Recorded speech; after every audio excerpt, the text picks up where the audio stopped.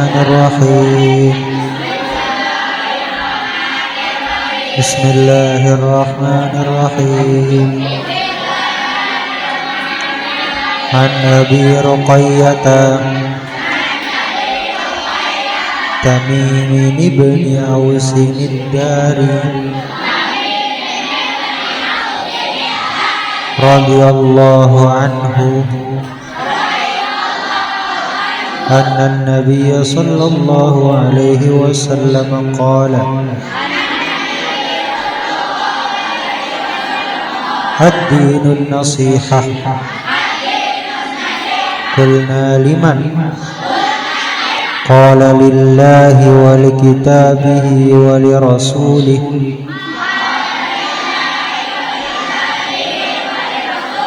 ولأئمة المسلمين وعامتهم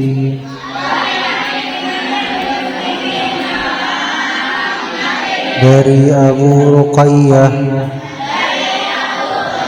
Tamim bin Aus ad-Dari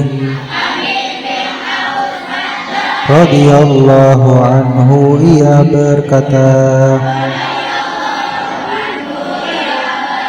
bahwa Nabi sallallahu alaihi wasallam bersabda,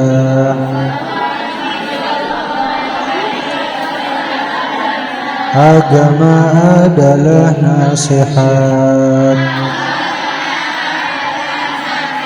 Kami berkata, kepada siapa?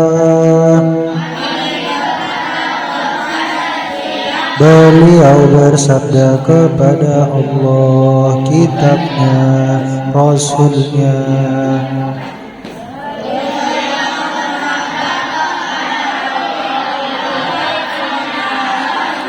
Dan kepada pemimpin kaum muslimin serta rakyatnya.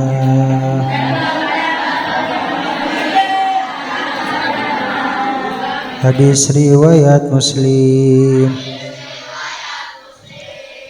Bismillahirrahmanirrahim. Assalamualaikum warahmatullahi wabarakatuh.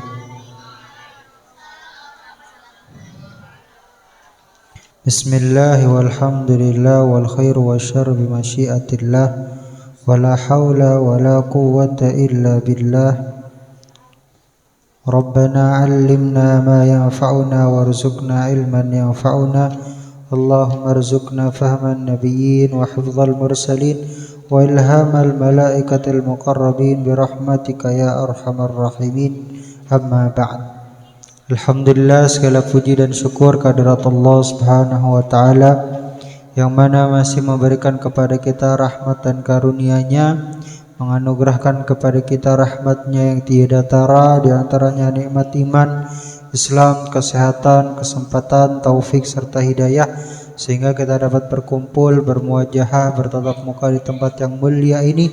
Mudah-mudahan sebagaimana Allah kumpulkan kita di tempat yang mulia ini, Allah kumpulkan pula kita di surganya kelak. Amin ya rabbal alamin. Salawat teriring salam semoga tercurah limpahkan kepada baginda alam Nabi besar Muhammad sallallahu alaihi wasallam, kepada keluarganya, para sahabatnya, para pengikutnya, dan mudah-mudahan salawat teriring salam tersebut tercurah limpahkan pula kepada kita umatnya, dan kita berharap semoga kita dijadikan oleh Allah Subhanahu wa taala menjadi bagian dari manusia-manusia yang mendapatkan syafaatul uzma di hari kiamat kelak. Amin ya rabbal alamin. Melanjutkan penjelasan tentang hadis ke-7 dari kitab Arba'in An-Nawawiyah, di mana hadis ini bercerita bahwasanya bagian yang terpenting dari ajaran agama Islam adalah nasihat. Apa itu nasihat? Nasihat itu adalah pemenuhan hak. Pemenuhan hak. Setiap orang, setiap individu, setiap manusia punya hak dan kewajiban. Ada yang harus dia dapatkan, ada yang harus dia beri. Maka kemudian Islam mengatur hak dan kewajiban kita, ada yang tidak boleh dilanggar.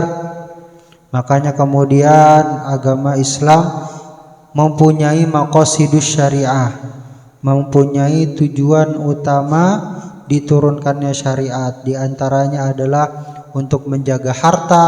Tuh. Amannya harta kita merupakan hak kita. Nggak boleh kemudian orang mengambil uang kita, mengambil harta kita, mengambil barang kita, karena di sana ada hak kita. Kemudian menjaga keturunan,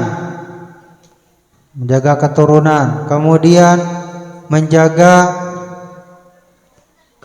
irdun, menjaga harga diri. Maka nggak boleh ngatain seseorang, nggak boleh ngerendahin seseorang, karena setiap orang harus dihargai. Itu merupakan haknya yang harus dipenuhi. Nah, Islam, agama Islam ini salah satu di antara bagian terpenting dari ajarannya adalah an-nasihah. Nasihat ini apa artinya? Pemenuhan hak. Maka ketika Rasul sallallahu alaihi wasallam berada di antara para sahabatnya, kemudian beliau berkata, ad-dinun nasihah. Agama adalah nasihat. Agama adalah pemenuhan hak. Maka kemudian para sahabat bertanya, ya Rasulullah, wahai Rasulullah, liman, hak yang harus kita penuhi ini kepada siapa saja ya Rasulullah? Maka dijawab oleh Rasul sallallahu alaihi wasallam, qala lillahi, kamu punya kewajiban yang harus dikerjakan kepada Allah. Allah punya hak atas dirimu. Kemudian kepada siapa lagi ya Rasulullah? Wali kitabihi, dan kepada kitabnya Allah. Kitabnya Allah punya hak pada kita. Kita punya kewajiban kepada kitab suci. Wali rasulihi, dan kepada rasulnya Allah. Rasul-rasul Allah punya hak atas kita. Kita punya kewajiban kepada mereka. Wali a'immatil muslimina, dan kepada pemimpin-pemimpin kaum muslimin. Mereka punya hak atas kita dan kita punya kewajiban kepada mereka. Wa ammatihim, begitupun dengan rakyatnya, kepada sesama kita, sesama dari kita bersaudara, yang mana mereka punya hak atas kita dan kita punya kewajiban kepada mereka. Adapun kewajiban yang harus kita tunaikan atas hak-haknya Allah kepada kita, apa saja?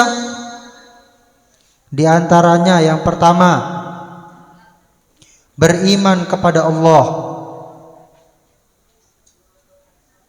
Kewajiban kita kepada Allah Subhanahu wa taala yang pertama, beriman kepada Allah. Yang kedua, tidak menyekutukan Allah dengan sesuatu apapun. Beriman kepada Allah, tidak menyekutukan Allah kepada suatu apapun. Maksudnya bagaimana tidak menyekutukan Allah? Kita percaya bahwasanya Allah Subhanahu wa taala adalah satu-satunya Tuhan kita. Artinya kalau Allah lah yang menjadi satu-satunya Tuhan kita, kita meyakini Allah lah yang menciptakan alam semesta ini, Allah lah yang mengatur alam semesta ini, Allah lah yang menjaga alam semesta ini, Allah lah pemilik segalanya.